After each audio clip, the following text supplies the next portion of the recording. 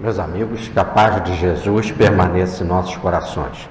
Então, hoje, o estudo que temos aqui do terceiro tomo dos 4 evangelhos, de Rustem, é sobre a parábola do mancebo rico, e ela se encontra, essa parábola, nos 3 evangelhos sinóticos. Então, é tradição mesmo da época inicial do cristianismo. Está em Mateus, no capítulo 19, versículo de 16 a 26, Marcos, capítulo 10, versículo de 17 a 27, e Lucas, capítulo 18, versículo de 18 a 27. Nós vamos ler Marcos já fazendo alguma adaptação. Os textos são bem próximos, apesar de que um depende do outro em alguns pontos, mas, no geral, lendo Marcos, a gente tem uma visão já ampla. E indo ele a caminho, alguém veio a correr e, ajoelhando-se-lhe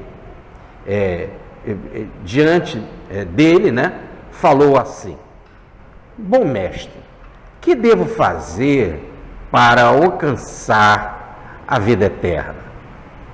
Disse Jesus: Por que me chamas bom? Ninguém é bom, senão um, Deus. Conheces os mandamentos: não cometerás adultério, não matarás, não furtarás, não darás falso testemunho, não praticarás fraude, honrarás pai e mãe. E acrescenta Mateus, no versículo 19, do capítulo 19, e amará a teu próximo como a si mesmo. Continuando a leitura de Marcos, ele diz: Ao que o jovem retrucou: Mestre, todas essas coisas tenho eu observado desde a minha mocidade. Jesus, olhando para ele com amor, lhe disse: Falta-lhe ainda uma coisa. Vai, vende tudo o que possuis, dá aos pobres e terás um tesouro no céu. Depois vem e segue.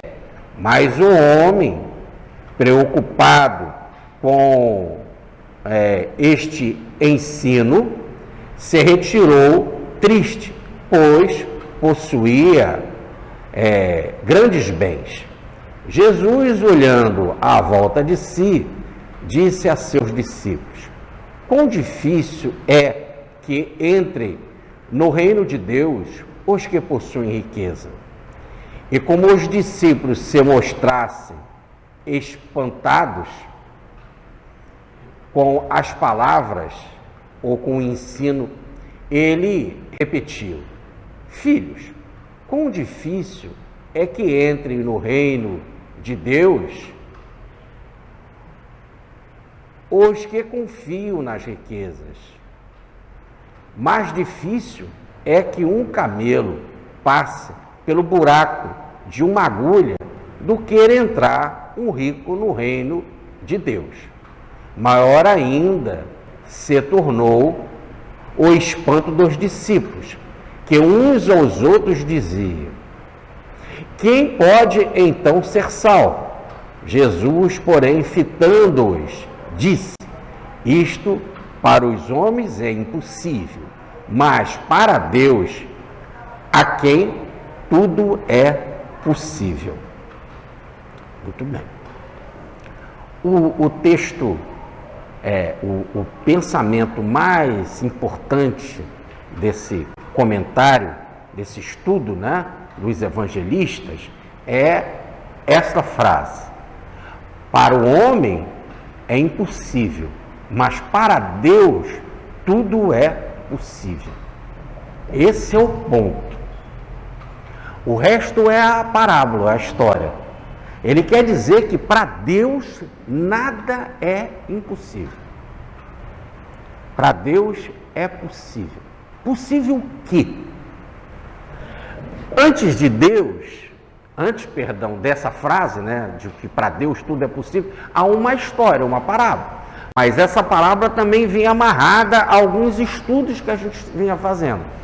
Por exemplo, há 3 reuniões atrás, se não me falha a memória, nós estudávamos aqui sobre as criancinhas, em que Jesus trouxe as crianças, os discípulos repreenderam, né? Aqueles que trouxeram as crianças, as próprias crianças, mas Jesus disse, não repreendam, deixam, venham as criancinhas. E ele dizia, né? Porque o reino dos céus é dessas crianças. E aí nós trabalhávamos dizendo que, ele não está dizendo que o reino dos céus é para aquela atitude daquelas crianças ali naquele nível, mas que se nós pegarmos a criança, que é modelada com facilidade, e colocarmos pelo exemplo, pelo amor, a mensagem do bem, elas vão, na sua maturidade, vivenciar aquilo que é o reino dos céus, o amor, a paz, etc. Então, aí, Jesus ele está dizendo que não é a criança em si, mas aquela criança bem preparada, ela vai espelhar, isso mesmo, a palavra é essa, espelhar o reino dos céus, o reino de Deus, o reino de paz, de felicidade, de amor, de harmonia, de justiça. Muito bem. E aí vem um próximo estudo, em que nós falávamos de uma viúva que tinha lá um litígio, né? Tinha lá uma luta judicial, e que o juiz, que não temia a Deus nem os homens, não dava mínima para aquela viúva. E ela ali, sempre perseguida lá pelo seu inimigo judicial, e ela então frequentemente ia lá pedir ajuda do juiz. E o juiz pensou consigo, olha, essa mulher é inoportuna, e ela fica aí, então para ela não ficar assim insistindo, me incomodando, eu vou atendê-la e me livrar logo. E aí Jesus fala, olha, se um mau juiz procede assim, imagina um juiz que é bom. O juiz que é bom. E aí no texto de hoje é que ele vai dizer que Deus é bom, é o único bom, é o único bom. E não aceita nem esse título para ele, Jesus. Mas ele vai, imagina Deus que é bom. Logo, a bondade vai além daquilo que a gente chama de amor, porque na bondade nós temos também a justiça dentro dela. Então esse Deus que é extremamente justo e misericordioso, e com esses 2 níveis, com essas 2 colunas, a unidade disso faz com que ele seja bom, perfeitamente bom, né? O que ele fará para nos atender? Poxa, e de Jesus, rapidamente ele vai te atender quando você pedir alguma coisa a ele. Ele vai te atender com a rapidez divina. E a rapidez divina é o aqui e agora. Para Deus não existe nem tempo, nem espaço. Já diz Jesus, ele está dentro de nós, então a rapidez é da própria presença dele. Então está à disposição. Quer dizer, o manancial divino está sendo derramado aqui e agora. Nós é que estamos como se fôssemos numa cachoeira com um copo emborcado. Mas as bênçãos dele já estão sendo distribuídas abundantemente. Nós é que não sabemos escolher. Então essa é a velocidade divina para te ajudar, para te favorecer. E aí veio a lição passada, em que Jesus fala sobre essa dificuldade da gente perceber esse derramar da bondade divina. E ele conta então uma parábola que havia 2 homens. E esses 2 homens resolveram subir ao templo para orar. Porque o templo ficava no alto, na montanha Moriá. Mas esse subir ao templo dá sempre a ideia de que orar é elevar a vibração, é se esforçar para isso. Para, no caso, chegar lá A concepção dos judeus é que o templo era a morada divina. Tanto que eles achavam que que o templo era a morada divina, que no mais profundo do templo havia o Santo dos Santos. Era um espaço, uma cortina chamada parroquete, em que lá atrás dessa cortina está o Santo dos Santos. Na igreja nós temos, quando abre lá, o padre vai abrir para pegar a hóstia, né? Ele abre lá o sacrário, e aí tem uma cortininha. Aí ali está a hóstia consagrada, quer dizer, a presença, segundo a Igreja Católica, do Cristo vivo ali naquela hóstia. Para o judeu, o Deus vivo estava presente ali no Santo dos Santos e representado pelas tábuas da lei, que ele mesmo escreveu com seus dedos, um dedo de fogo, né? E lá era então o Santo dos Santos. Então, quando ele se dirigiu ao templo para orar e subiu o monte, e o templo ficava no monte, porque era mais fácil das pessoas verem o templo e se lembrar de que tinham de orar para Deus. Então, se ia para lá porque se tinha essa concepção, Deus mora ali. Ali é o local sagrado da moradia dele. Depois nós vamos entender com Jesus, né, e com Paulo de Tarso, né, que nós somos o templo e que o Espírito de Deus não está lá nem acolá, está dentro de nós. Tanto que Jesus vai dizer, se destruíres esse templo, eu erguerei em 3 dias. Aí eles vão até falar, mas como? Esse templo levou 46 anos para ser reconstruído, né? 18 mil homens trabalharam nesse templo. Como tu vai reconstruir em 3 dias? Aí os apóstolos colocam. E aí, depois da ressurreição dele, aí nós fomos entender que ele falava do templo do seu corpo. Então é intimidade espiritual. Paulo vai dizer na carta aos Coríntios, a primeira carta, no capítulo 3, versículo 16, o reino de Deus não está lá nem acolá, está dentro do próprio homem. Mas então, a concepção da época é que se ia ao templo para falar com Deus. E subia lá, fazia esse esforço para chegar lá para falar com ele. E chegou um publicano um fariseu, eram 2 pessoas, um era um fariseu, o outro era o cobrador de impostos. O fariseu chegou, né? Ele se achava separado dos outros, o diferente dos outros. Ele vai até o mais próximo possível do templo, da profundidade do templo, desse Santo dos Santos, até o máximo que um leigo podia chegar, porque lá no local sagrado só os sacerdotes podiam chegar, e no local super sagrado só o sumo sacerdote ia uma vez por ano. Então ele vai ao máximo onde que ele pode penetrar e dispara as suas virtudes perante Deus. Eu não roubo, eu não mato, eu não cometo adultério. Em outras palavras, Senhor, preste atenção. Olha, Deus, eu sou o cara, eu sou o tal. Estou bacana, estou bem na fita. Sou o cara. E ainda digo mais, e ele então vira o rosto, faz todo um movimento, aonde estava o publicano, o cobrador de impostos, e não sou como esse, Senhor, preste bem atenção, na hora em que você for fazer o seu julgamento e me dar a sua retribuição. Não sou como este cara, como este publicano,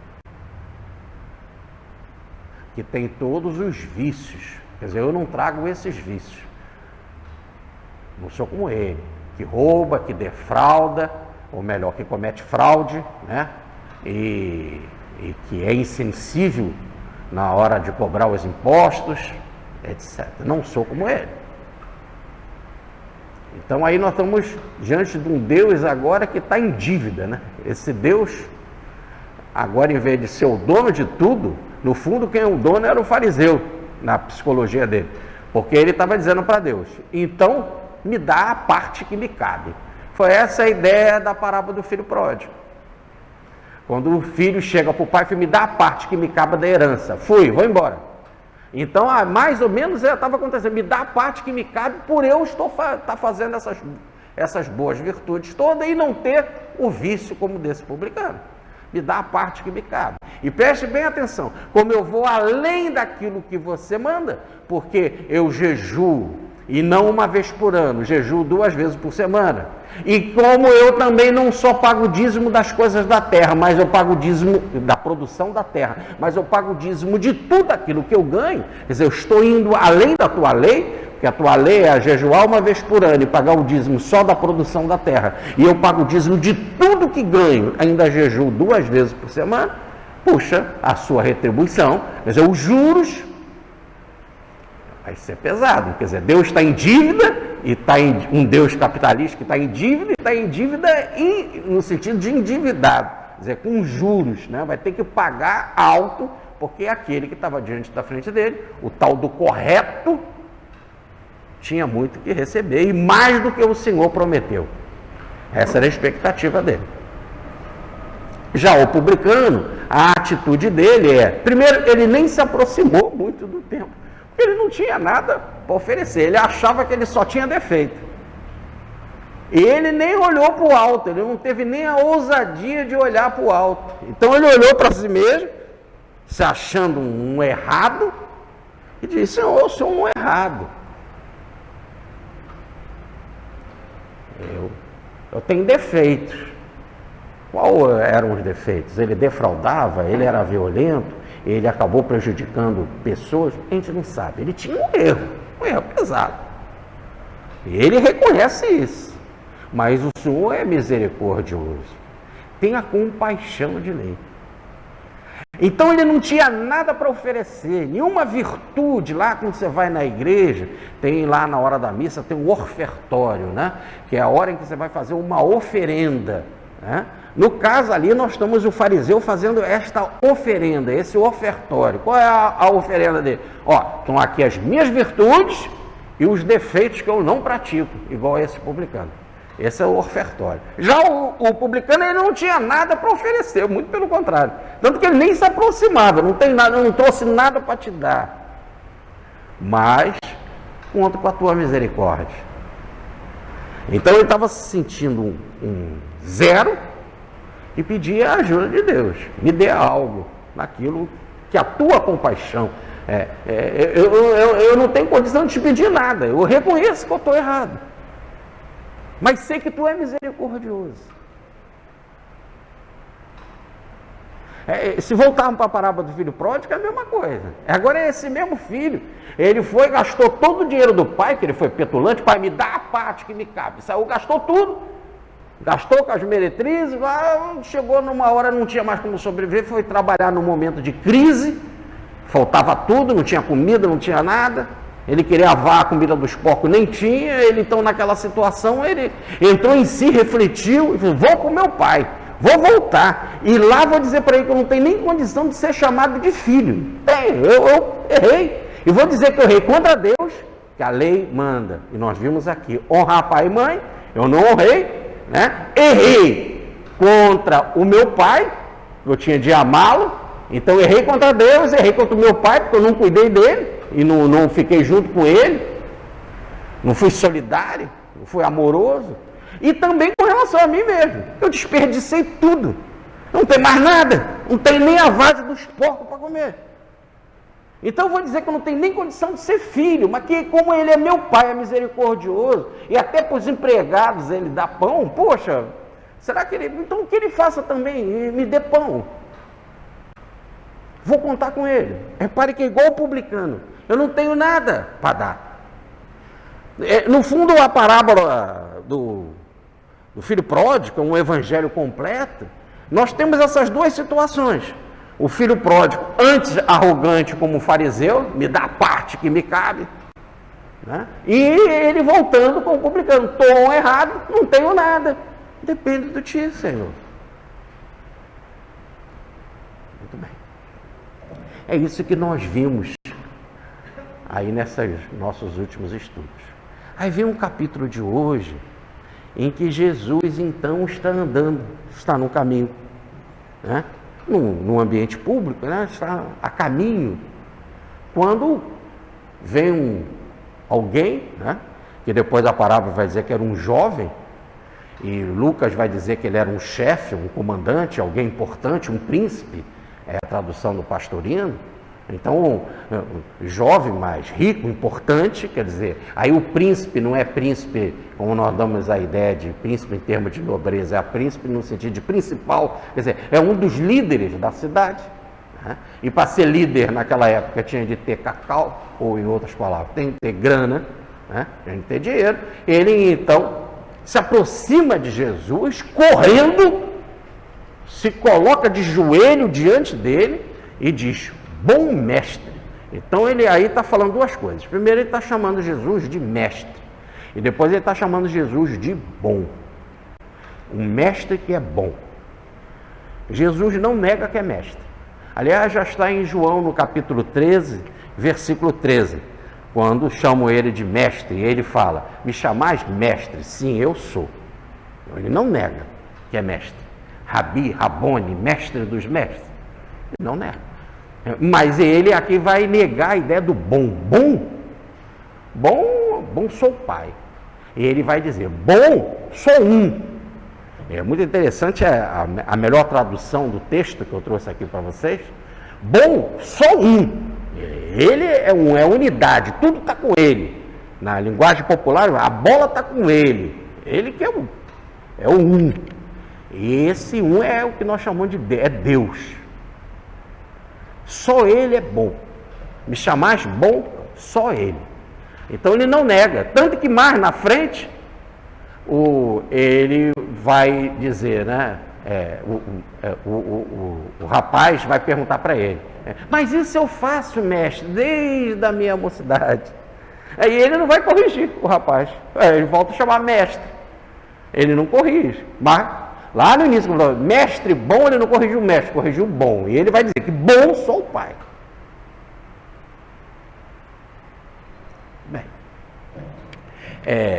e aí o rapaz vai perguntar para ele, quando ele faz essa correção, né? Por que me chamais bom? Bom sou o Pai. E ele pergunta: o que eu faço para entrar na vida eterna? Aqui, essa tradução é muito complicada de vida eterna. Pastorino bota na vida imanente, mas fica muito teológico demais, fica técnico demais. Não que não seja corretíssimo, a ideia é verdadeira. Mas a ideia da parábola em si, quer dizer, a história é: o que eu faço para ter uma vida segundo os moldes divinos, segundo a vontade divina, uma vida divina, ou uma vida compromissada com a vontade divina. É isso. Tipo Deus. Daquilo que Deus determina. É isso. Nós já tínhamos numa dessas nossas palestras, se não me engano foi até na última, nós já tínhamos falado que a dificuldade do Evangelho para com o cristão é que o que se espera do Evangelho do cristão é que ele seja tipo Cristo. Por isso que nunca o cristão ele é perfeito, porque ele só é perfeito quando ele for Cristo, tipo Cristo, quando ele se cristificar. Na linguagem do professor Alberto Rode, ser um alter Cristo, um outro Cristo. Aí é o perfeito. Tanto, pergunta 625 do Livro dos Espíritos. Qual é o modelo? Cristo. Então fazer o que Cristo fez, modelo completo, ser espelho dele. Frei Leão, o grande discípulo de Francisco de Assis, né, o mais íntimo de Francisco, ele escreveu um livro sobre Francisco chamado O Espelho da Perfeição. Como se Francisco olhasse no espelho e não via ele, vê Cristo. Ele vê a perfeição. É isso, esse é o cristão verdadeiro. Então ele pergunta: o que eu preciso para ser um cumpridor da vontade divina? Ele falou: o que está nos mandamentos. E aí, a gente tem que ler, eu na hora que estava lendo Marcos, eu dei uma paradinha e peguei o versículo 19, do capítulo 19, versículo 19 de Mateus, para completar, porque Mateus fala de um mandamento a mais que o Marcos não fala. Marcos fala em 6. Mateus não fala de um que Marcos fala, mas apresenta um outro que Marcos não fala. Então, juntando todo mundo, dão 7 mandamentos. Quer dizer, dos chamados 10 mandamentos, Jesus vai num processo de aperfeiçoamento e eu não vim mudar a lei, mas aperfeiçoá-la e não cumprir a lei. A tradução verdadeira é que Jesus veio aperfeiçoar a lei. Ele transforma em 7. Então, os 7 mandamentos, aqui dessa passagem, para ter uma vida segundo a vontade divina primeiro, não matar. Segundo, não roubar. Terceiro, não cometer adultério. Quarto, vou pegar aqui, vamos recordar aqui direitinho. Nós temos o quarto, não dar falso testemunho, não ser falso. 5, não defraudar, não fazer fraude. 6, honrar pai e mãe. E 7, amar o próximo como a si mesmo. Repare que aí não está o amar a Deus sobre todas as coisas do primeiro mandamento. Qual o primeiro mandamento lá da tábua da lei, né? Eu sou o Deus que vos tirei da terra prometida, né? Que é o amar a Deus. E que Jesus já tinha dito, tudo se resume em amar a Deus e amar o próximo. Aqui ele vai pontuar: não matar, não roubar, não adulterar, não ser falso, não cometer fraude, dano a ninguém, honrar pai e mãe e amar o próximo. E o modelo é como a si mesmo. O que você quer para você, faça para o próximo. Aqui são coisas básicas. Não matar, e aí é bem claro, né? É não matar o próximo. Logo, o próximo é aquele que está próximo de você, o mais próximo. Logo, aí vai também o carinho pela natureza, o respeito pela natureza, né? Árvores, animais, etc. Não destruir nada. Por quê? Porque Deus é o autor da vida e não nós. Então, se Deus é o autor da vida, a vida está divina, é um bem divino que a gente não deve interferir. Segundo, não roubar. Não roubar por quê? Porque cada um tem uma missão com aquele bem que recebe. Cada um recebe o talento segundo a sua capacidade. E esse talento nem pertence à pessoa. Então você não está tomando nada de ninguém. Todo bem que alguém tem pertence a Deus. Tanto que pertence a Deus que ela não leva.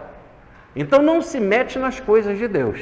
As coisas de Deus foram dadas, cada um segundo a sua capacidade, para a pessoa ser para cada um ser um administrador do patrimônio divino.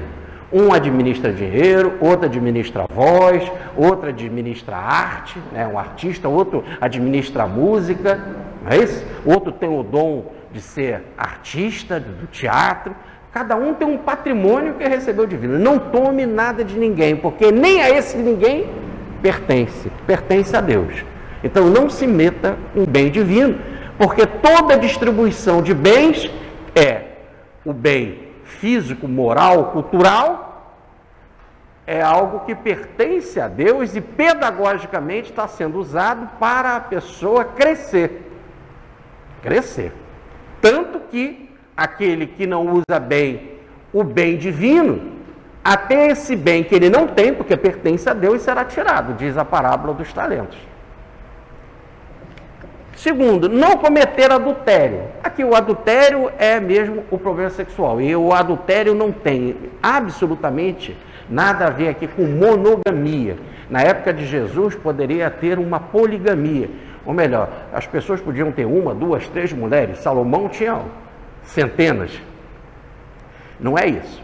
Apenas que se você tem 1, 2 ou 3, e aí é a regra, né? A gente visitando o mundo muçulmano, a gente vê bem isso.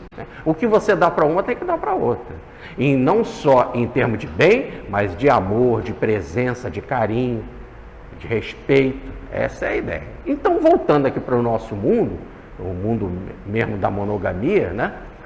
Que depois culturalmente surgiu, a ideia é, na hora que você comete adultério, o problema não é o sexo que você faz, é o de estruturar o patrimônio do lar. Já que o lar é a primeira e a mais importante instituição da vida, quando o lar não está firme, não está alicerçado em princípios de amor, de carinho, etc., está um lar frágil. Se está frágil, não é?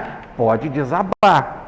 E aí é perigoso, porque estamos falando de um núcleo de bem, de amor. O mais importante núcleo da vida. Tanto que a vida começa com o lar. Ela não começa com a instituição banco, ela não começa com a instituição convento, ela não começa com a instituição templo, ela não começa com a instituição governo. Toda a vida começa com a instituição lar. Logo, lar, e não tem jeito de alguém nascer se não é num lar, com a união de duas pessoas, tá certo? E hoje você pode até botar um lar homoafetivo, não há problema nenhum, mas é um lar em que as pessoas estão ali unidas para cuidar do outro. E esse outro, como diz o Hermínio Corrêa de Miranda no seu livro, nossos filhos são espíritos, não são teus filhos, são de Deus, e você está agindo como um pedagogo, como alguém que está cuidando do filho do outro, ou do filho de Deus.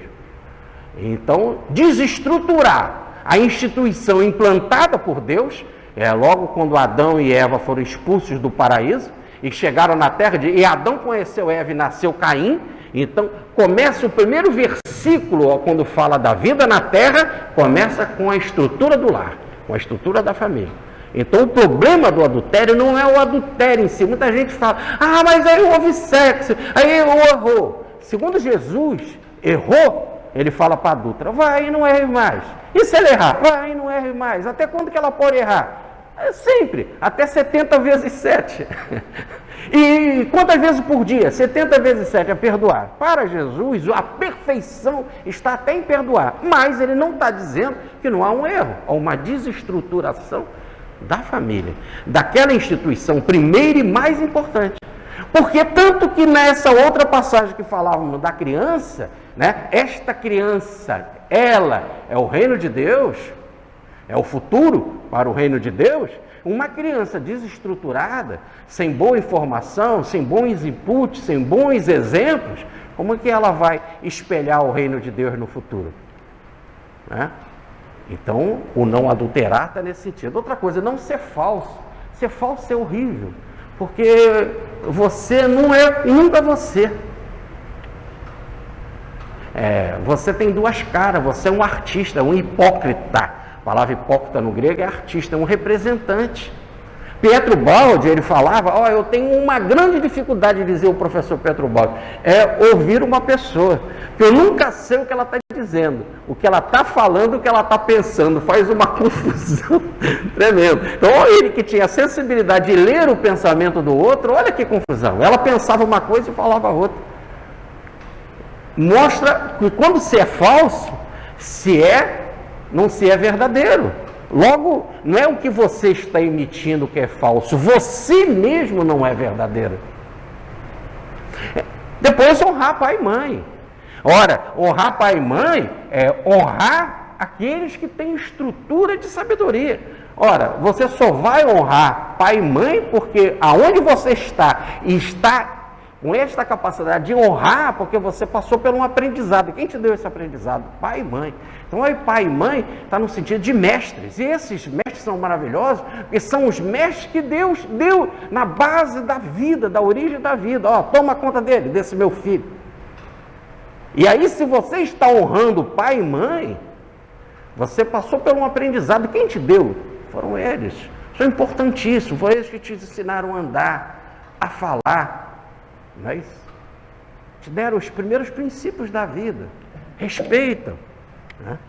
E depois amar o próximo. E aqui ele está pedindo, num nível algo muito interessante, o próximo como a si mesmo. Logo, o modelo é você. O modelo é você. É uma relação eu, tu. Você é o modelo. Jesus vai dar um outro ensinamento muito mais profundo. Amai-vos uns aos outros como eu vos amei. Agora o Cristo é o modelo. Mas ele não estava nem querendo isso desse rapaz. O rapaz que se aproxima dele, ele não estava nem querendo chegar a esse nível extraordinário. Faça pelo menos o seguinte: não faça o outro aquilo que você não quer que faça você. Então o primeiro modelo, segundo os mandamentos divinos, estão aqui, ó, listados. Você é o modelo. Agora há algo mais perfeito que isso. Tanto que o rapaz vai disparar para Jesus e dizer assim: mestre, agora ele vai falar corretamente. Bom mestre não, mas mestre sim. Mestre, isso daí eu faço desde a minha mocidade. Ou melhor, ele era jovem ainda, não era velho. Mas ele já tinha tanta experiência naquilo que ele fazia, que até uma coisa próxima no tempo, ele achava já distante, né? Quer dizer, eu já estou acostumado nisso, Senhor. Desde a minha posição mais jovem, lá da minha puberdade, que é quando se assume a lei. Lembram? Aqueles que foram conosco em Israel, nós estivemos lá visitando o Muro de Jerusalém. E lá no Muro de Jerusalém nós vimos os jovens passar por aquilo que Jesus, quando ele conversava com os doutores da lei, com 12 anos, né, nós vimos os jovens passar por isso. Tinha lá o rolo da lei, era dado um texto para ele, ele tinha de ler a lei, né, e responder alguns comentários dos mestres, algumas perguntas dos sacerdotes, né, ou das autoridades ali, ou de um fariseu, de alguém que tivesse conhecimento. E perante a sua família. E ele respondendo, mostrava que ele compreendia a lei. Logo assumia, na puberdade, a autoridade perante a lei. E logo todo jovem, quando faz o seu bar mitzvah, lá no judaísmo, significa que assumiu a autoridade perante a lei. Então, desde esse início, Senhor, que eu assumi a autoridade perante a lei, que eu faço isso aqui, ó. Não mato, não roubo, não adultero, não sou falso, não cometo fraude, prejuízo a ninguém, né? A fraude aí é cometer um prejuízo, errou no cálculo. Eu sei que eu errei no cálculo, então eu volto e corrijo aquilo, né? Então não cometer nenhuma dessa fraude, honrar pai e mãe e amar o próximo como a si mesmo. Isso eu faço desde lá do meu bar mitzvah, quer dizer, desde que eu assumi a lei, eu faço isso. Jesus então vai falar: se queres ser perfeito, perfeito. Então agora já não é mais o modelo humano, já é um modelo que rompe a você. E rompe de tal forma que ele vai dizer: para o homem isso é impossível, só para Deus que é possível. Entenderam? Então agora o versículo que termina a parábola, e como eu falei, que o foco desta parábola é esse versículo, não é coisa que depende do homem, de tal forma ele pode fazer, mas se não houver a interferência divina, a ação divina, para isso ser concretizado, será impossível. Será impossível. É o que está em Mateus, no capítulo 5, versículo 48, lá do Sermão do Monte: sede perfeito como o vosso Pai Celestial é perfeito. É muita coisa. E essa é uma instrução de mestre mesmo. Aliás, no Talmud, nunca nenhum rabino foi chamado de bom. Isso é muito interessante. Mas sempre chamar de mestre, rabino, rabi, mestre, mas nunca de bom. O Talmud, que é o livro da tradição judaica, só chama bom a lei, a Torá. Logo, a lei, que é a manifestação divina. Então, quando Jesus fala do bom, está aí, ó. Agora ele vai falar Sede perfeito como o Pai Celestial é perfeito. Então, eu estou transcendendo isso aqui, ó. Aí quando ele fala, Senhor, eu cumpro isso desde a minha infância, aí diz o texto, Jesus olhou para ele e amando o rapaz. Quer dizer, ele está indo muito bem no seu esforço. E agora, com este amor, vai poder, e só com amor, não é uma coisa de razão, tem que ser uma entrega total. E entrega total, o melhor exemplo é do amor. E o maior exemplo é o ato sexual. No ato sexual não há mais pênis nem vagina. Há uma união. No original é macho fêmea, né? No original hebraico é pênis e vagina. Então forma uma unidade. E aí dizer o texto, já não é mais nem homem nem mulher, é uma perfeita unidade. É uma nova estrutura, é um novo fundamento. E quando não há esta unidade, não se chega àquilo que se espera, que é o orgasmo, que é o gozo, o êxtase, o fora de si, o momento máximo daquela relação. Essa relação só chega no seu clímax, quando há esta unidade. E já não é nem mais azul, nem amarelo, se é verde. E só pode ser verde porque se tem azul e amarelo. Mas é uma unidade perfeita. Imagina agora essa unidade com Deus, só pode acontecer com amor.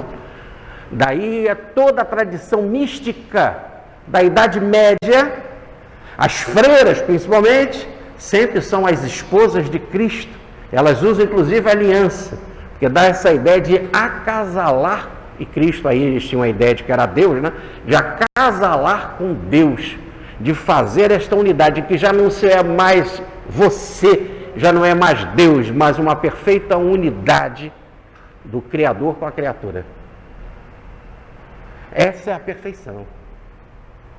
E aí Jesus usa logo para dar esse ensinamento o amor. E olhando para ele com amor, como se estiver dizendo, sem esse amor, eu estou me abrindo, não pode haver acasalamento. Se a fêmea não se abre, não há o acasalamento. Aí há os trupos, ou melhor, a violência. Mas para o amor tem que haver reciprocidade.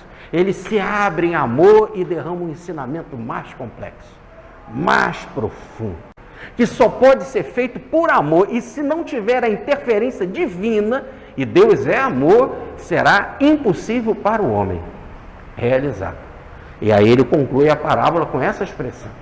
E ele vem e diz, só te falta uma coisa. Vende tudo que você tem, dá para os pobres e depois me segue. É muito fácil vender tudo. É muito fácil pegar todo esse capital e dar para os pobres. Mas seguir Jesus depois disso, vem a pergunta. Como seguir se eu não tenho nada mais? Como eu vou viver?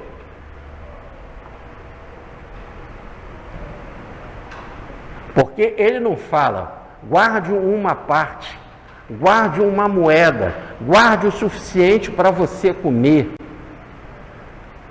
para você se vestir. Não, vende tudo. O tudo é total, não pode ter nada. Dá para os pobres, ele segue. Aí a parábola entra no conceito moral, normal. O jovem ficou triste porque ele tinha muitos bens.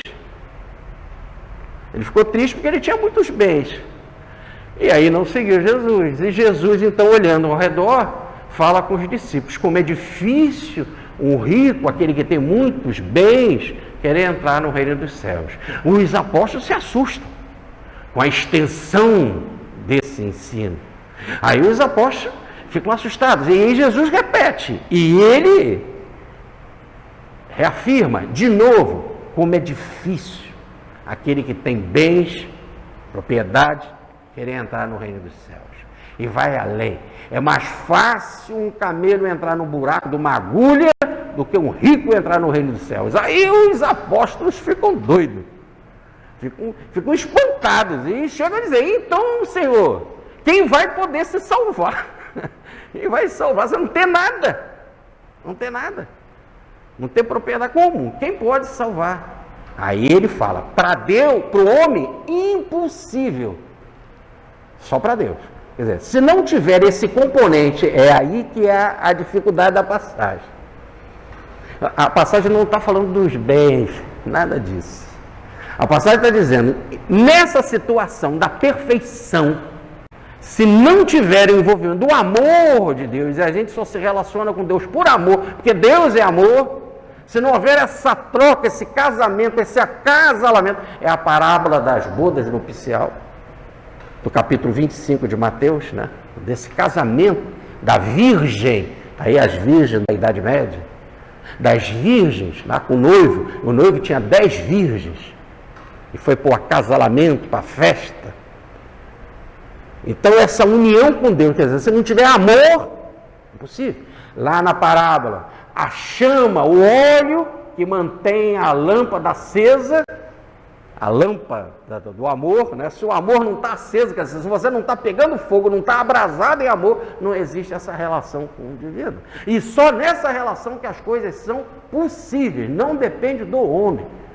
Tem que haver esse abrasar da participação divina. Mas aí, como uma coisa muito difícil, os apóstolos mesmo falaram, está indo além de não roubar, não matar, não cometer adultério, não ser falso, não ter fraude, honrar pai e mãe, amar o próximo a si mesmo. Está indo além, está indo muito além, está indo na perfeição. Se querem ser perfeito, como o Pai Celestial é perfeito, é algo que transcende e arrumaram muitas saídas. Como um camelo não passa num buraco de uma agulha, então o rico não entra no reino do céu mesmo, então temos que arrumar um jeito para esse buraco da agulha. E chegaram até a achar que o buraco da agulha era o nome de um local que tinha lá no muro de Jerusalém, que era tão estreito que o camelo passava por ali, abaixado, com uma carga, e com a carga não dava para passar, e para passar por ali só agachado. Quer dizer, arrumaram uma porção de desculpa para de alguma forma o rico entrar lá no reino de Deus, senão ele estava ferrado, né? Mas a coisa não bate. Porque tem o danado do texto do Lucas, ou melhor, tem o texto do Lucas, nada danado, essa aí é invenção minha. Tem o texto do Lucas, e Lucas, como era médico e escrevia no grego muito perfeito, muito preciso, e como ele era médico, fazia muita sutura, né? Costurava muitas pessoas que se machucavam, ainda mais os marinheiros, né? Com lemes, com várias coisas que se machucavam profundamente. Então a palavra agulha para Lucas é agulha cirúrgica. Então aí já morre. E numa agulha cirúrgica não passa mesmo um camelo. E se for também na agulha de costurar, por mesmo que seja grande lá, daquelas grande de costura, não passa um camelo, não é isso? Então é como se estivesse dizendo, o rico não entra no reino de Deus. O rico não entra. Quem tem bens e acha que esses bens são seus, não entra no reino de Deus. Então entraria no reino de Deus os pobres, porque um pobre miserável que não tem nada, entra no reino de Deus. E não entra porque eles são mendigos. Ficam na porta das igrejas, no meio da rua, pedindo numa vida de miséria, né? E quase sempre, se você for falar com ele de Deus, né? Porque aqui ele só falta agora seguir Jesus, já é pobre. Vai, vende tudo que tem e dá aos pobres. Ele já é pobre, então agora só está faltando seguir Jesus, mas o mendigo não segue. E o que o mendigo mais quer? Posse. Porque o mendigo fica com a mão pedindo bem. Se ele fica pedindo bem, ele está precisando de posse. E se você dá um bem pequeno para ele, né, ele até às vezes reclama. Essa porcaria eu não quero. Não é isso? E tem olho naquela pessoa que passa. Né?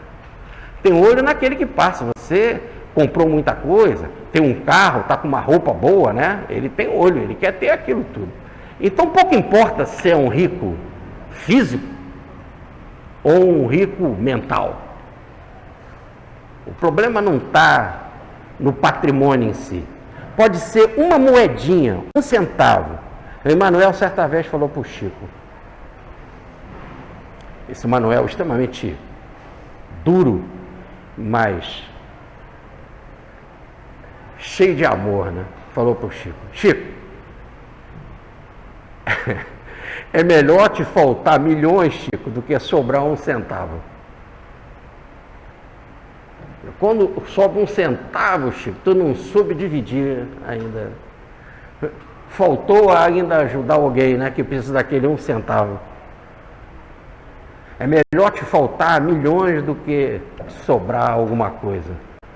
Então, quando sobra alguma coisa, pouco importa. Aí a parábola é do centavo, a maior fortuna que existe é ser rico.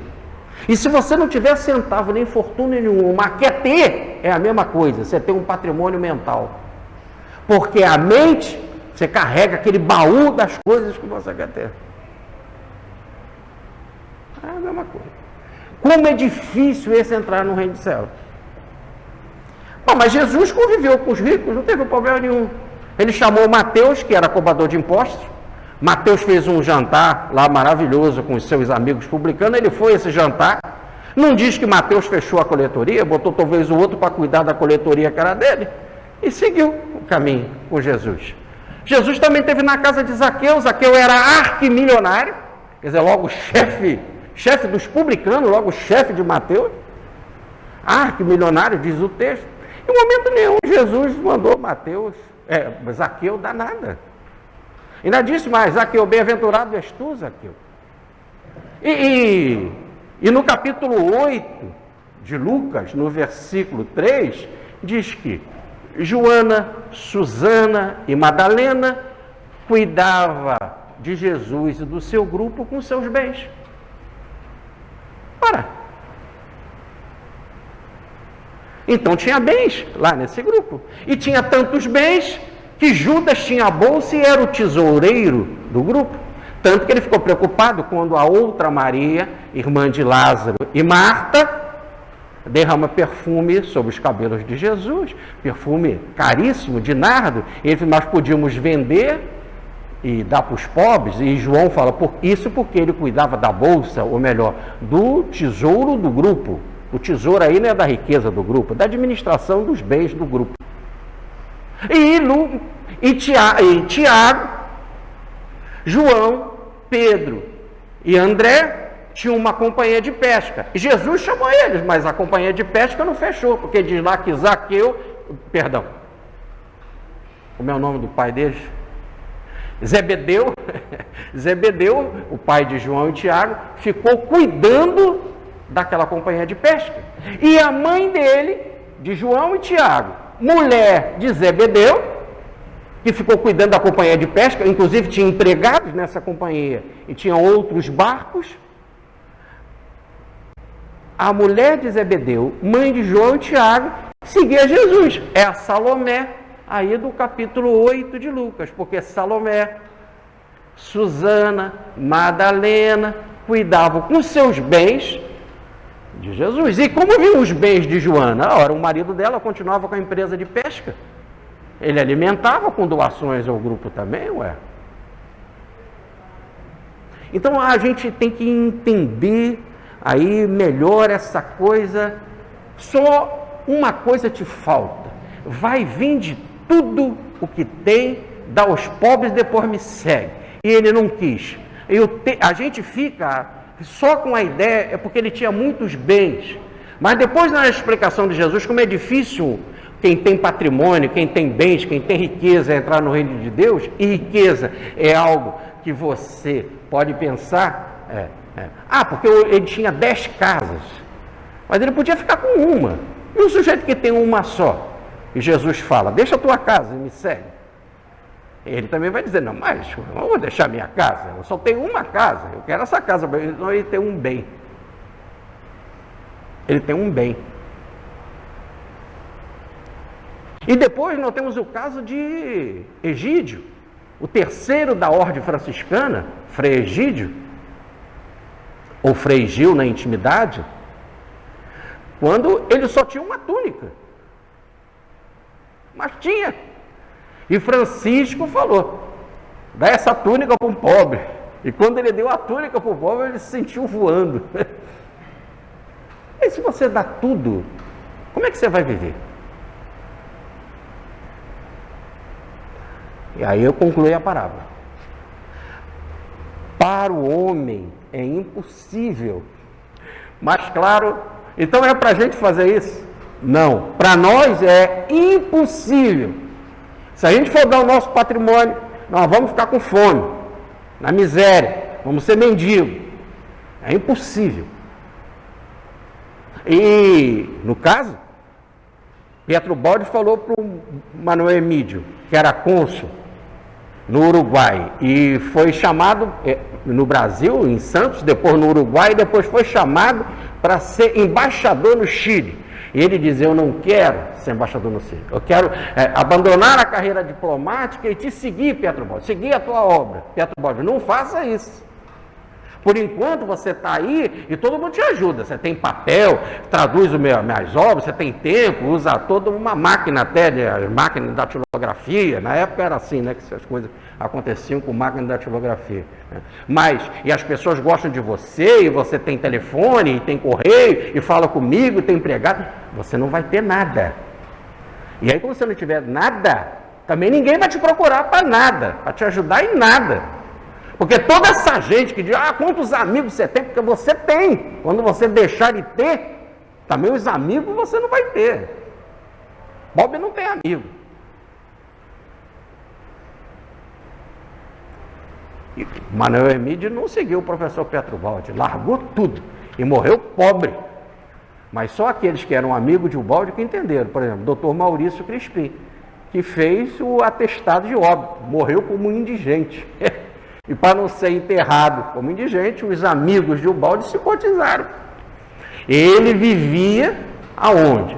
No Monte Alverne, a estrutura lá do Ariston Santana Telles, em Brasília, em Sobradinho, não é isso? Quer dizer, na casa do outro, com a comida do outro, com o amparo do outro. Então, é impossível. É possível. Mas é a condição da perfeição. Aí essa é perfeita. Aí como sair disso? Ser perfeito é entrar no reino de Deus. Você só entra no reino de Deus quando tem amor a Ele, uma total confiança. Nós, há um tempo atrás, aí estudamos a pedaço do Pai Nosso, né? E aí quando nós falávamos do Abba, né? Pai, no original é Abba, A-B-B-A, Abba. E nós falávamos que quer dizer paizinho. Só Jesus falava com essa intimidade assim com Deus. Toda vez que ele se referiu ao pai, que a tradução bota pai, no original é Abba, no grego, no hebraico, e quer dizer paizinho. Muita intimidade. E paizinho, só fala assim, paizinho, da ideia de criança. É o meu paizinho. Então a pessoa se coloca como criança, e quando se coloca como criança, a criança não tem nada. E quando ela não tem nada, ela depende do paizinho. O que a criança tem? A criança sabe andar, sabe falar, ela consegue comer sozinha, ela consegue sobreviver? Não. Tudo depende do pai. Pai, mãe, aí tanto faz.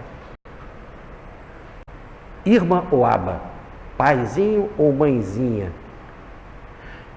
São as primeiras palavras que a criança judaica aprende, e as crianças do mundo inteiro. Mostrando aí a total confiança. Eu preciso de você. A total dependência. E o pai é que dá tudo para essa criança. Faz ela andar, comer e tal.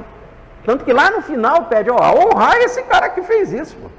Se não fosse ele, daí o item 6 aqui, honrar pai e mãe. Se não fosse ele, pai, se não fosse ela, se não fossem eles, você não estaria aqui. Então, eles que te ensinaram a andar, a falar, comer, te ensinaram a vida, cara. Te deram condições total. Então agora pensa isso em Deus. Como te falava Jesus, paizinho. Quando você se entrega assim, Deus, você está dizendo assim, não tenho nada, confio plenamente em você. Tá certo? Quando você entrega a sua vida assim para Deus, e só faz essa entrega por amor, a parábola das virgens loucas e das virgens prudentes. As prudentes tinham o óleo que mantinha a lamparina acesa, você está acesa, está abrasado em amor, e em amor, daí Jesus começar o texto dizendo, e amando o jovem com amor, aonde há o amor, aí nessa verdadeira entrega a Deus, pronto, Ele cuida. Quando não há essa relação, impossível. E aí, Francisco de Assis acreditava nisso perfeitamente. Ele acreditava nisso. E como tem uma frase no Evangelho, né? Para não se preocupar com o dia de amanhã, porque amanhã acaba o seu dia, ele levava, isso está no segundo livro sobre a biografia de Francisco de Assis, escrito por Tomás Celano, logo biografia oficial, tem uma passagem muito interessante, em que ele proibia os frades, principalmente o frade chefe da cozinha, que estava com a responsabilidade da cozinha naquele período, que havia rodízios, é o rodízio Marta e Maria, de Francisco de Assis. O que é o rodízio Marta e Maria? Maria ficou aos pés de Jesus e Marta cozinhava, não é isso? Então tem que haver um rodízio. Se você só ficar aos pés de Jesus, tu não come. Então tem que ter Marta. Mas se a pessoa só viver como Marta, ela também não fica aos pés de Jesus. Então tinha rodízio. Aqueles que meditavam, que os cuidavam da ordem, tá certo? Então Francisco instituiu na sua regra do eremitério, ou melhor, para se viver no eremitério tem que ter tipo Marta, tipo Maria, os que contemplam e os que buscam, ou que cuidam. Né? Então ele falou com um frade tipo Marta, né? Que eles, para fazer o legume, como se fosse o feijão, tinha de botar de molho. E você, para colocar o feijão de molho, para cozinhar no outro dia. Logo você tem que colocar de molho de véspera, não é isso? Para fazer no outro dia. Só que se você coloca o feijão de molho de véspera, você está cuidando no dia de hoje o que é para fazer amanhã. E Francisco então proibiu. Não, que na hora da matina se coloca o legume de molho e aí faça no mesmo dia. Para cumprir o Evangelho, né? Cumprir o Evangelho, essa frase. Para não se preocupar com o dia de amanhã, porque amanhã cabe o seu trabalho, a sua dedicação. É lógico que Francisco leva ao pé da letra essa coisa do legume, né? E várias vezes ele comeu coisa que foi preparada de véspera. É simplesmente para que o ensino, quando você está lidando com um grupo, você está lidando com pessoas de nível diferente. E se você não falar numa linguagem que seja inteligível, a pessoa não consegue compreender. O que é isso? Não nos preocupei com o dia de amanhã. Olha, vamos chegar ao pé da letra. Não bota o feijão de molho para fazer ele amanhã. Quer dizer, compreendeu, camarada? Porque o problema não é o feijão de molho, é a pessoa entender que Deus todo dia cuida da sua vida. É isso que Francisco queria que as pessoas entendessem. Não é amanhã que ele vai cuidar, eu não preciso me preocupar, ele todo dia cuida de mim. Aliás, ele nunca deixou de cuidar de mim, ele só cuida de mim, ele é meu pai, ele me ama. Fui eu que deixei de amar, o problema está comigo, não está com ele. Santo Agostinho, eu sempre te procurei, Senhor, eu nunca te encontrei, tu dentro de mim eu não sabia, que contradição, Senhor. Está no livro Contradições, tu sempre comigo, eu estou longe de ti. Então, se não há essa entrega do amor, se você não tem a plena confiança que Deus atua na tua vida e que você coloca a tua vida na mão de Deus, como uma criança coloca a sua vida nas mãos do pai, do seu paizinho, não dá para cumprir essa perfeição. Ficou claro? Então faz isso daqui que tu já faz, continue assim, ótimo, está construindo um karma positivo, mas para ser perfeito, está faltando esse acasalamento com Deus. O acasalamento com Deus é dizer, tudo te pertence. Francisco chegou a tal ponto de dizer isso, que ele fala, Senhor, até a minha vontade te pertence. A minha vontade é propriedade tua. Faça de mim o que você quer. Aliás, Jesus vai dizer no Getsemane que seja feita a tua vontade. E Maria vai falar para o anjo, né? Eu sou a escrava do Senhor, que Ele faça o que Ele quiser. Ele que decidiu de ser mãe. Por enquanto que não é, isso tudo é amor. E quando há o amor, que é esse acasalamento com Deus, é que é a perfeição. E aí Francisco, na época do século XIII, em que a igreja era milionária, estava faltando esta fé. Deus atua na vida, Ele cuida dos seus filhos, Ele é pai mesmo, Ele é o paizinho que cuida de todos. Essa fé não tinha mais naquela época, como não tem hoje também. Mas naquela época é demais, a igreja era milionária. Tanto que 300 anos depois de Francisco, nós vamos ver Lutero fazendo o seu grande discurso, em 1518, sobre a igreja da cruz e a igreja triunfante, essa igreja poderosa, triunfante, com patrimônio, né? Olha os 2 livros que saíram agora do Papa, semana passada, dizendo que o balanço não está correto, que tem patrimônio que não está declarado, que tem lavagem de dinheiro. E aqui não estamos condenando nada à igreja, porque também não é muito diferente de outras instituições, inclusive da nossa, a espírita.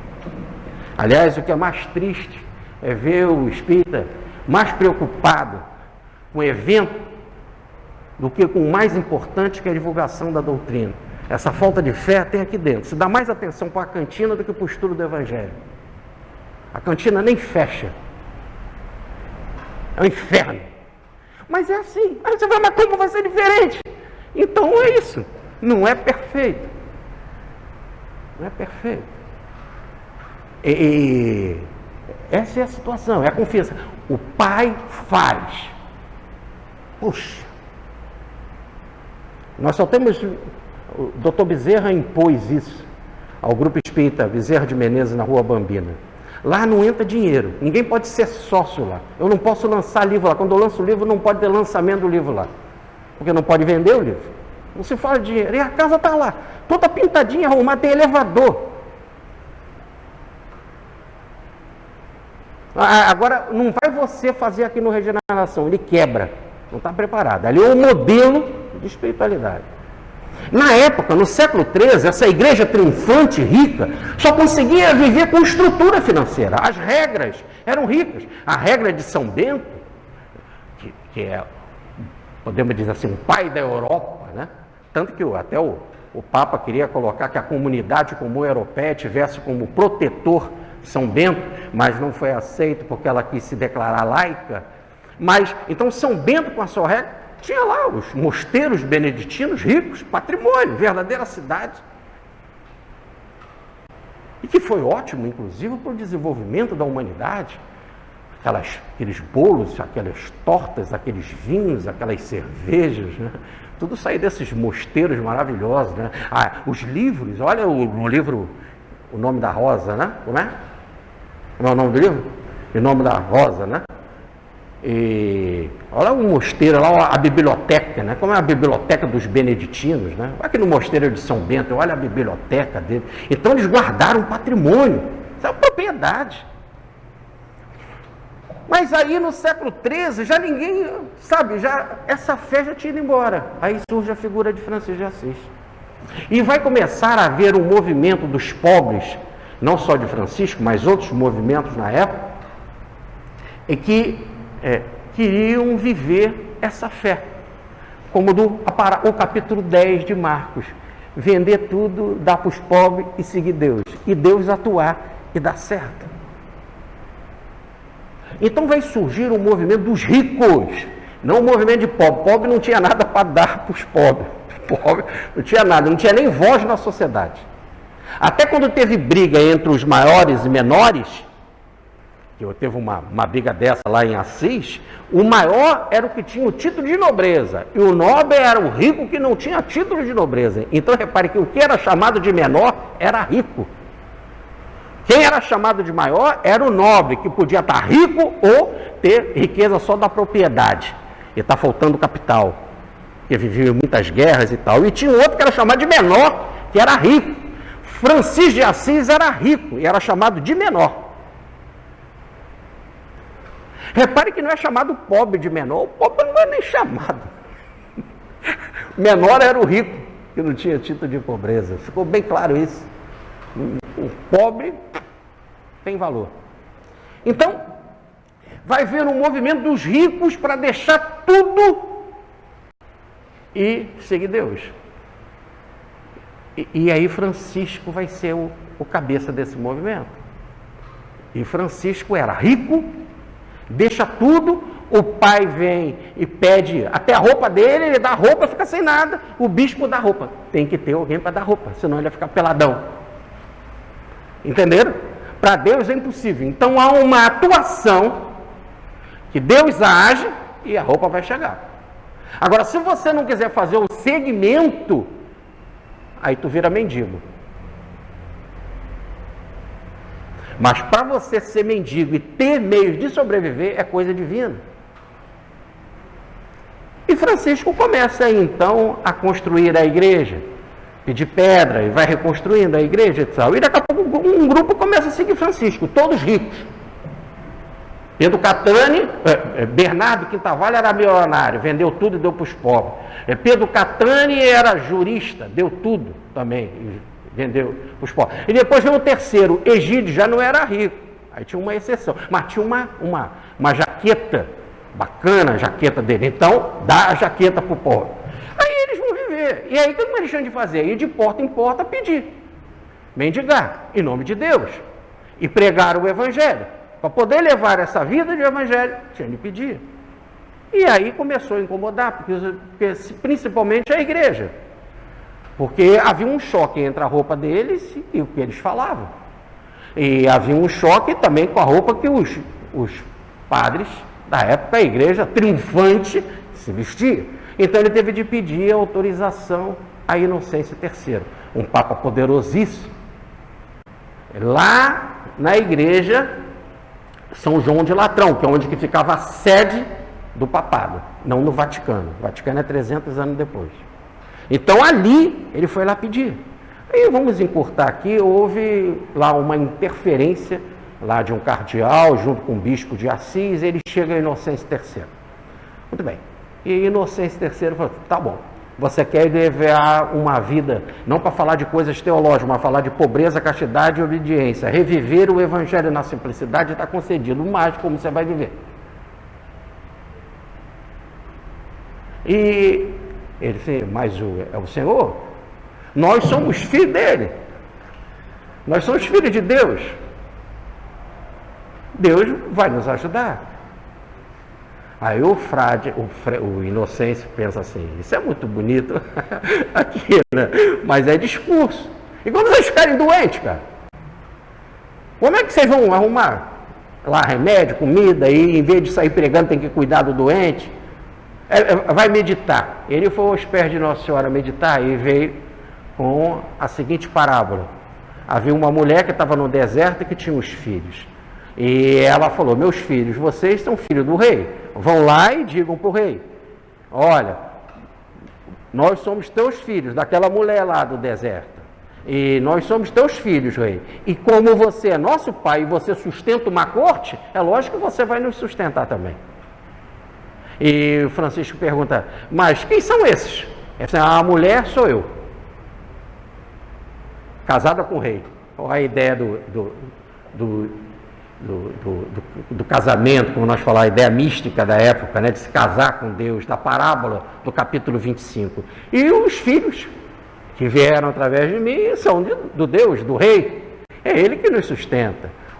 O rei não pode abandonar sua mulher, nem abandonar os seus filhos. Se o rei sustenta a corte, como vai abandonar os filhos? Os filhos é a mulher.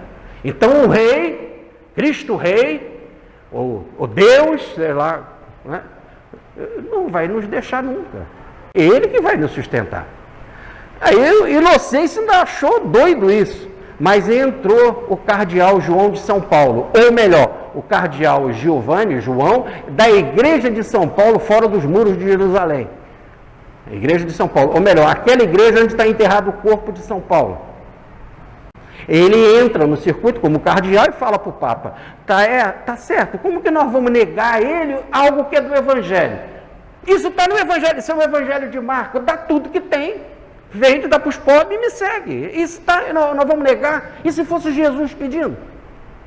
Nós vamos negar? Isso é para o Evangelho. Então, 13 anos 13 séculos depois, ainda não se compreendia Marcos no capítulo 10, como até hoje não se compreende. Aliás, diz mesmo Jesus, é impossível para o homem, só Deus. É uma interferência que acontece quando você entrega a sua vida por amor, para fazer a coisa funcionar. E aí, então, o Papa deu autorização para ele, não por escrito, mas uma autorização oral, né? Esse foi um privilégio que ele recebeu, tanto que é dito isso, né? Ele, na condição de autoridade papal, ele teve um privilégio, quer dizer, não foi um concílio que decidiu, como quase que um decreto presidencial, né? Toma, aceita. Então, esse privilégio, que na época chamava privilégio papal, é que autorizou Francisco. Só que nesse caminho, Francisco, autorizado por esse privilégio, chama Clara. E Clara entra para a ordem, isso foi em 1209 com Francisco. Em 1212, Clara entra, em março, para a ordem. Como mulher, só que a igreja proibia de mulher andar na rua, pregando. Mulher não podia pregar na rua. Então ela tinha de viver num local. E ele já tinha anunciado no mosteiro, ele subiu lá na igreja de São Damião, quando ele estava reconstruindo, e cantava em francês: me ajudem, irmãos, tragam pedras para alguns povos dali da redondeza. Me ajudem, tragam pedras, porque aqui vão morar damas honestíssimas. Ele já estava anunciando em 1206 o que ia acontecer em 1212 com a chegada de Clara. Clara chega, 15 dias depois vem Inês, a irmã dela, Inês de Assis. E aí depois vem outro, já tinha uns 50. E assim as Clarissas chegam. E o que elas queriam? Pobreza. A ordem é a mesma. A chamada segunda ordem de São Francisco, a ordem das Clarissas, no fundo não existe a primeira nem a segunda, é uma ordem só. As irmãs menores e os irmãos menores. Agora, só que as irmãs não podiam ir para a rua, a igreja proibia, então elas tinham de viver trancada no mosteiro. E viver trancada no mosteiro sendo pobre, como você vai viver? Não pode viver. Vai morrer. Se Maria fica aos pés do Cristo, se não tiver Marta, ninguém faz comida em casa. Então, Francisco vai criar ele vai assumir a chamada cura das mulheres. Cura é o cuidado das mulheres. Porque Francisco dizia, se trazer uma mulher para a pobreza e não cuidar dela, é pior do que deixar ela no mundo, na vida profana. É melhor deixar ela, porque ela tem a vida profana. Como que Clara vivia? Ela ia na missa, ela ajudava os pobres, ela pegou uma parente dela e deu um dinheiro para que fosse comprar carne para ajudar os franciscanos que estavam construindo a igreja da Porciúncula. Ela ajudava os pobres, ela comia pouco para sobrar do que ela ganhava de comida para poder ajudar os pobres. Então, é melhor deixar, que vida digna. Ela fazia o que esse homem fazia. Não roubava, não matava, não fraudava, amava o próximo, honrava pai e mãe, pronto. Então já está levando uma vida digna. Mas se eu for tirar ela do mundo e não cuidar dela, mas ela lá no mosteiro não pode se alimentar sozinha. A comida tem que chegar lá. E se for dar uma propriedade muito grande, aí ela vai produzir e vai ter lucro. Vai produzir, vai viver trabalhando. Não, você pode ter uma horta, e ela aceitava ter uma horta, mas você vai plantar aquelas coisas para o dia a dia. É uma horta pequena. O jardim, claro, uma flor para embelezar, para botar no altar, não é isso? Para ter perfumar o ambiente e ter as coisas principais. Agora, havia necessidade de outras coisas, e essas outras coisas tinham que ser sustentadas. Então, ele assumiu a cura das mulheres, ou melhor, o cuidado com as mulheres. Ele instituiu frades menores para morar nas imediações do mosteiro, na proximidade do mosteiro, quer dizer, no mosteiro mesmo, mas não lá dentro do mosteiro, na proximidade, nos jardins do mosteiro, né? para que eles fossem o porta-voz. E tudo que elas precisavam, né, conseguiriam. Mas tem coisa que é de mulher. Então também foi instituída as irmãs serventes. Não servente no sentido de empregada, porque a irmandade era a mesma, mas aquelas que saíam, que iam na rua e se relacionavam com outros, para também ajudar na manutenção. Mas elas nem se preocupavam com essa parte da mendicância, porque isso cabia aos homens, aos frades. Então Francisco cuidou disso tudo.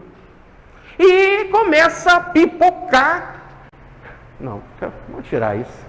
Hoje eu estou chamando as Clarice, pipocar Clarice. Não pode, uma coisa. Vamos corrigir. Começa a surgir várias irmãs que querem se dedicar à pobreza. Muitos mosteiros. Chega num curto espaço de tempo aí na vida de Santa Clara, ligados ao mosteiro, tinham 100. E aí? A igreja vai ficar antenada. E essa gente toda pobre. Só que vai ter um problema. A Santa Clara, que nasceu em 1194, e ela era, a sua mãe se chamava Hortolana, e ela era, o seu pai se chamava Favorane Ofredúcio de Bernardini, ou melhor, gente rica. A sua mansão fica colada à Catedral de Assis, que é a Catedral de São Rufino. E quando houve a guerra lá em Assis, em 1198, onde que eu falei que houve a guerra entre os maiores e menores, entre os nobres e os ricos, porque estava tudo dividido entre a igreja e o império, e o Sacro Império Romano, e eles brigavam por terra, a igreja. Os nobres estavam ligados à igreja, logo ligada à cidade de Perugia. Os ricos não estavam ligados a ninguém, eles não queriam pagar imposto, mas o império, o Sacro Império Romano, era dono da cidade de Spoleto. E Assis pertencia a Spoleto. Assis, coitado, ficava no meio do caminho entre Spoleto, que pertencia ao Sacro Império Romano, e Perugia, que pertencia ao Papa. E Assis ali no meio. E os ricos não queriam pagar impostos, porque toda a riqueza estava indo para o Sacro Império Romano. E também eles, os ricos, tinham de prestar serviço militar à nobreza, que vivia em guerra. Eles eram ricos e não tinham título de nobreza, por isso que Francisco vai para a guerra. Então a situação era tensa. E quando chegou no ano de 1198, houve a invasão lá na Torre de Assis, que até hoje, quando a gente chega lá, tem um palácio, um castelo lá em cima, chamada Torre de Assis. E os ricos tomaram a torre, tomaram a cidade. E os nobres saíram fugindo. Então a família de Clara teve de fugir também. Ela foi para fora de Assis, para o seu castelo, e depois foi para a cidade de Perugia. Já que a cidade de Perugia, onde viviam os nobres e tinha a proteção da igreja. Aí então ela foge para lá. E aí quando chega no ano de 1202, há a guerra. E Francisco vai para a guerra, perde a guerra. Os ricos perdem a guerra para os nobres. Que já tinham mais experiência de luta, outro tinha experiência de comércio. E perde a guerra, tanto que Francisco é preso, fica um ano preso. E quando ele volta, nós já estamos no ano de 1205, aí ele tem a visão e começa ele viver a pobreza, que o Senhor diz para ele em sonho: voltem lá, e assim será dito que você deve fazer. Aí a família de Clara volta também, e começa a haver um acordo entre os ricos e os nobres, no sentido, nós vamos voltar para as nossas casas, mas as nossas casas têm que ser reconstruídas. Dívida de guerra. Vocês têm que reconstruir as casas que vocês devolveram, que vocês tomaram, e reconstruir o que foi destruído, inclusive a casa de Clara. Esse é o pé da situação. Clara era rica e entrou para essa ordem pobre, largou tudo. Os irmãos ficaram doidos, já tinham montado um casamento para ela, e o casamento era importante porque aquele casamento era para aumentar o bem, ou proteger o bem. Mulher era usada como moeda de troca e de valorização, de aumentar bem e defender patrimônio. E 15 dias depois, a sua irmã Inês foge também. Aí os pais, os ricos, né? Os nobres da família, porque naquele palácio que ela vivia, viviam muitas famílias, muitos ricos, né? Tinha uma ordem de cavaleiros, eles vão lá tomar ela à força, e pegam pelo cabelo Inês e arrastam. Não, você vai casar, ué. Tem um patrimônio para administrar. E o corpo dela fica pesado, pesado. Houve um fenômeno extraordinário, mediúnico, e eles não conseguiram, espancaram ela e não conseguiram. Aí Clara interfere e pede a ajuda divina. Eles viram então que não conseguiam, largar ela para lá. E as mulheres começam a entrar. E como eu disse, começa a multiplicar mosteiro. Só que há uma coisa importante. De repente, Inês de Praga, não confunda com Inês de Assis, irmã de Santa Clara. Inês de Praga, futura rainha, mais do que do local em que ela vivia, que era da Hungria, mas do Sacro Império Romano. Frederico II, o imperador do Sacro Império Romano, por 2 vezes pediu ela em casamento e ela negou. Tanto que ele ia partir para a guerra, porque foi uma afronta uma mulher negar um casamento ao imperador. Mas quando ela disse que ia casar com Cristo, ou esponsal, né? Esponsalícia, com Cristo, aí ele diz, já que esse é um nobre muito maior do que eu, ele não tem como eu lutar, eu então compreendo. Mas ela foi para a pobreza, e ela pediu para ser igual Clara. E aí, em 1235, Clara vai escrever a primeira carta para sua grande amiga Inês de Praga. Mas a igreja está de olho, por exemplo, em Clara. Porque quando ela vai para essa ordem lá de São Damião, vai acontecer algo interessante. Porque a ordem que tinha sido autorizada, a igreja vai dizer, foi a de Francisco. Em 1209, por um privilégio de Inocêncio III. Em 1212, já são as mulheres agora. É outra ordem. Viu como que eles já estão já de olho no dinheiro? Essa não está autorizada. E se elas quiserem sobreviver, elas têm que aceitar a ordem de São Bento. Mas acontece que Clara não queria aceitar a ordem de São Bento, porque a ordem de São Bento tem propriedade. E ela foi obrigada, e Francisco disse para ela, não tem jeito, eles vão acabar com você. O concílio de Latrão, em 1215, o 4º concílio de Latrão, proibiu. Aceita a regra de São Bento, depois lá na frente a gente vê. Aí ela sai de Assis, vai a Perugia, se encontra com o Papa e pede um privilégio. Você não deu privilégio para Francisco, me deu o privilégio da pobreza. Aí Inocêncio III dá o privilégio e 1 ano depois morre. Aí vem um outro Papa, que é o Honório III, aí começa a pressão. E aí vai começar a interferência do protetor da igreja, que é o Ugolino, que vai ser o futuro Papa, que vai canonizar Francisco de Assis, que é o Gregório IX.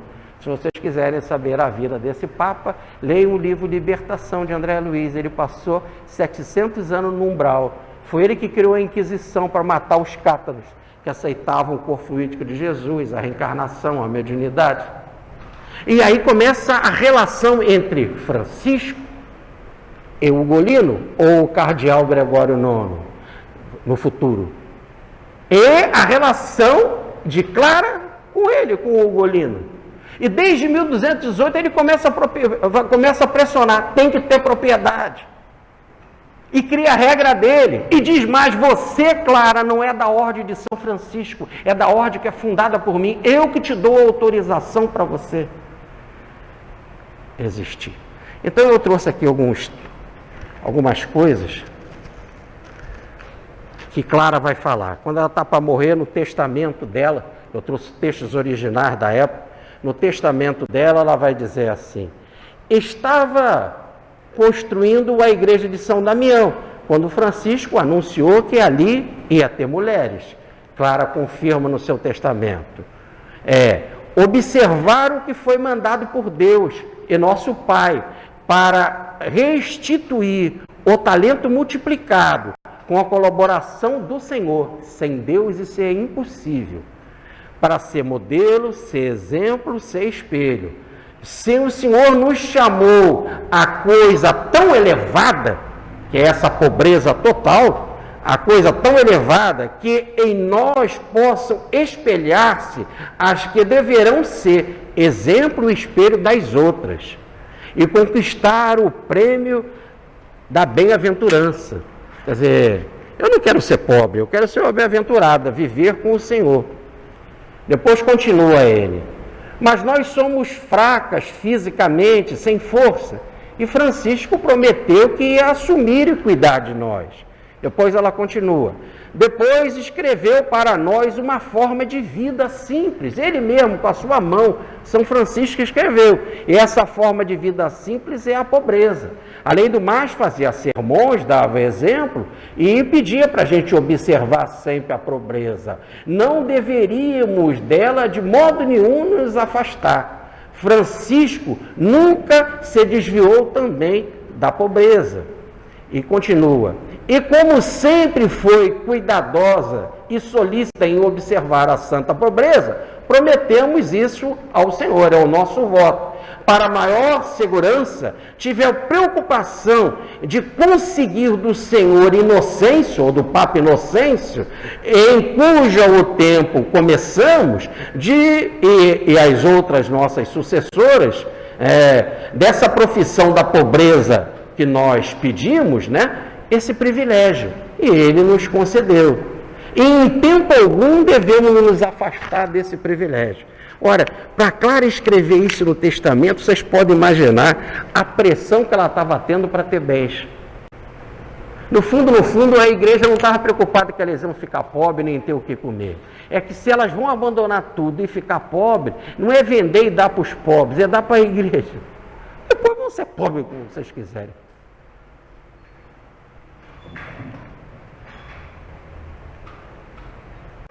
A que tiver no ofício, né, que for a Marta, né, deve adquirir e receber junto a esse lugar, né, apenas uma terrinha pequena e não grande propriedade. Mas se não tiver jeito, for um terreno distante e tiver muita terra, então que não se planta nada ali, fica terreno baldio. Só um pedaço de terra para a gente sobreviver. Ela só queria isso. Muito bem. Aí entra já a Inês de Praga. Inês de Praga, rainha. O imperador do Sacro Império Romano chama a Inês de Praga para casar com ele 2 vezes. Ela diz que não, quer seguir as Clarices, quer viver pobre. E Clara fala com ela, escreve uma carta para ela. Mas uma só coisa é necessário, levar a vida de Maria, né? Jesus fala isso para Maria, irmã de Marta. Ela escolheu a coisa necessária, ficar aos pés do Cristo. E aí ela fala assim, não perca de vista esse ponto de partida, conserve o que você tem e faça o que está fazendo e não o deixe. Não confie em ninguém. Não consinta que nada que queira afastá-la desse propósito, que seja um tropeço no caminho, para não cumprir seus votos na santíssima perfeição. Não acredite em ninguém. Ela continua dizendo, se alguém lhe disser outra coisa, ou sugerir algo diferente que impeça a sua perfeição, olha aí a perfeição que a gente está estudando, de confiar em Deus, dá tudo, ou pareça contrário ao chamado de Deus, mesmo que mereça a sua veneração, quer dizer, mesmo se for o Papa que mereça a sua veneração, não siga o seu conselho. Abrace o Cristo pobre como uma virgem pobre. Assim, em vez dos bens terrenos e transitórios, você vai ter parte na glória do eterno, etc, etc. Que a gente já sabe o que é. Mas aí ela resolve seguir Clara. E o Papa vai intervir. Gregório IX vai intervir e vai mandar uma carta para ela, no dia 18 de maio de 1235. E diz a carta, abandonastes a vaidade do século e optastes por seguir os pobres o Cristo pobre para a glória de Deus. Coisa bonita. O Papa então está consciente que ela era rainha e quer seguir a pobreza. Nós, inspirado por Deus, decidimos conceder perpetuamente o Hospital de São Francisco, situado junto ao vosso mosteiro, e tu, quando era rainha, construíste, e que pertence agora o terreno do hospital à Igreja Romana, com tudo o que pertence ao mesmo mosteiro, logo que pertence à Igreja Romana, mas estabelecendo que o hospital não pode absolutamente, de nenhum modo, por nenhuma intenção, ser separado do mosteiro, e o lucro de sua posse seja cedido para o vosso uso. Elas queriam se livrar da pobreza, agora tinha um hospital, o terreno pertencia à igreja, logo tudo pertencia à igreja, teria que ter lucro para administrar aquilo, e o lucro tinha de ficar para ela. E ele fala, portanto, não seja lícito a pessoa alguma, que era Clara, que ficava mandando carta para ela e dizendo, não saia da pobreza.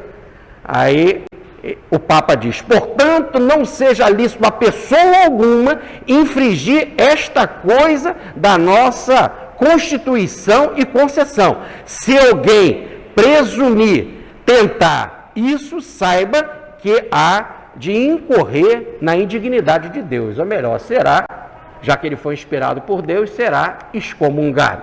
E para fechar, Inês insiste. Inês fala para ele, então, como Clara ganhou um privilégio da pobreza, será que você também pode me dar um privilégio da pobreza?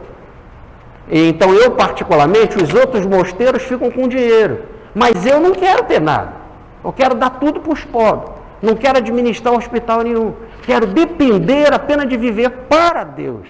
Pode ser assim? Pode me dar esse privilégio? E ele responde em carta do dia 11 de maio de 1238.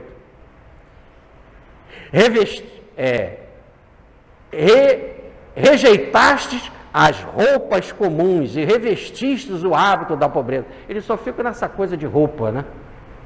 Quando o problema dela era de coração, era de amor. Tua intenção possa ser, então, dirigida e cumprida. Para que você viva assim na pobreza, deve estar solicitamente vigilante. Ser pronta para o culto da obediência a mim. Então veja, como você vai viver em contemplação, né? Se você não puder vigiar, ou melhor, vigiar é receber meios para se sustentar. Além do mais, você tem que viver a obediência. E obediência, no caso, a ele, a mim. E ele então fecha. Como nós fomos estabelecidos pelo Senhor, elas não. Mesmo sem merecimento, como Pai de todos os fiéis, pelo nosso serviço, as almas sejam salvas. Tem que receber nossos conselhos, devoção e tratar de cumprir. Quer dizer, tu me obedeça, eu recebi de Deus a salvação das almas. E aí ele fecha. Clara vive assim na pobreza, mas outras mulheres também vivem assim na pobreza. Mas São Francisco deu-lhes, como a recém-nascidas, não comida sólida, mas leite, que melhor lhes convinha, que foi a fórmula de vida. E um papelzinho chegou para nós, que é o papelzinho da forma de vida de Francisco, com teu pedido para viver nessa pobreza, pedindo humildemente que nos confiasse essa pobreza. Resposta, nós mesmos, tendo recorrido ao conselho da razão e não ao coração, não vimos por que confirmar essa graça. Não concedemos. Você vai ter que ter propriedade. Não concedemos. Mas não foi São Francisco que fez? Sim, São Francisco deu, repito, alimento, São Francisco deu-lhes como a recém-nascidas, não comida sólida, mas leite, que melhor lhes convinha, que foi a fórmula de vida que ele escreveu para Clara.